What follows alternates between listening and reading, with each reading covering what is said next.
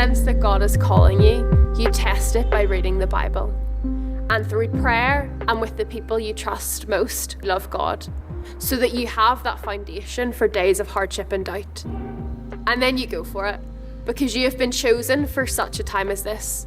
And history has shown us that God never leaves the people that he calls to do it on their own. Hello, I'm Emma-Jayne Speers. I am the Youth and Children and Community Worker in Woodvale Methodist. Part of my role is working with the children and families of Woodvale, and part of my role is in the community around us too. For me, following Jesus wholeheartedly means following the examples of the disciples when Jesus said, "Follow me." They knew in their hearts that he was someone special, and without question, they followed Jesus for the rest of their lives. They allowed the message of Jesus to completely transform who they were.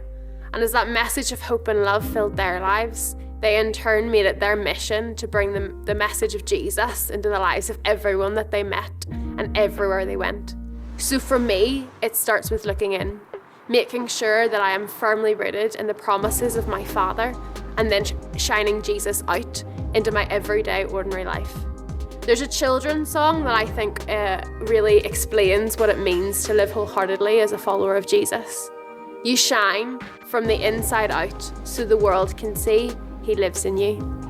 I think for me, I got my calling the same way I think God has called so many others. God showed somebody else gifts and talents I hadn't seen in myself. And she encouraged me and pushed me to use them for God. I was around 15 the first time I was asked to not just help with children's ministry, but to lead aspects of it. And looking back, I can see where God was planting the calling. Tom Team then confirmed for me that journeying with children and young people in their walks with God was something that I not only was called to, but needed to do as my career. I am now the Youth and Children's Worker in Woodvale Methodist, and it is such a blessing to watch and encourage the faith of the children and young people, as they not only inspire and challenge me, but do so for the whole congregation. I feel so honoured that I get to be a part of their journey. I believe that we are called to follow Jesus wholeheartedly. It is a personal call in your life. I believe that my calling is youth and children's ministry. So I follow Jesus into the plans that God has laid before me, which have called me to Woodvale Methodist, so I can serve their children and young people and their wider families in whatever way I can. It means using the skills that he uniquely gave me for the mission that he has sent me on to further his kingdom through the lives of the children and young people that I work with. 1 Timothy 4 verse 12 says, "Don't let anyone look down on you because you're young, but be an example to all the believers in speech, in life, in love, in faith and in purity." The children and young people of Woodvale live out this verse completely without realising it.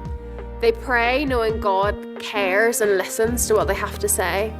They lead our congregation in worship through action songs with so much joy, and they have complete faith that God loves them and that they are saved.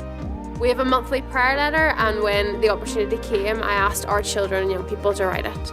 I sat with them as they decided what we should be praying for each day, and I watched them as they added their own prayers for the adults to follow. They chose to thank God for fun and for their families, and they prayed for their friends, our church and the world around them.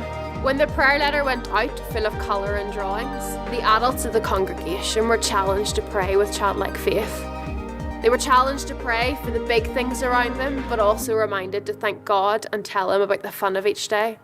It's such a privilege to lead them and give them the space to demonstrate to others what childlike faith looks like in practice.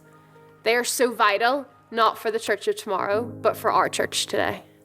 We are so thankful for the financial support of the Methodist people across Ireland through Home Mission, because it has allowed us to invest in our children and young people by having someone on the ground specifically for them, whose heart it is to help them to grow into the people God designed them to be.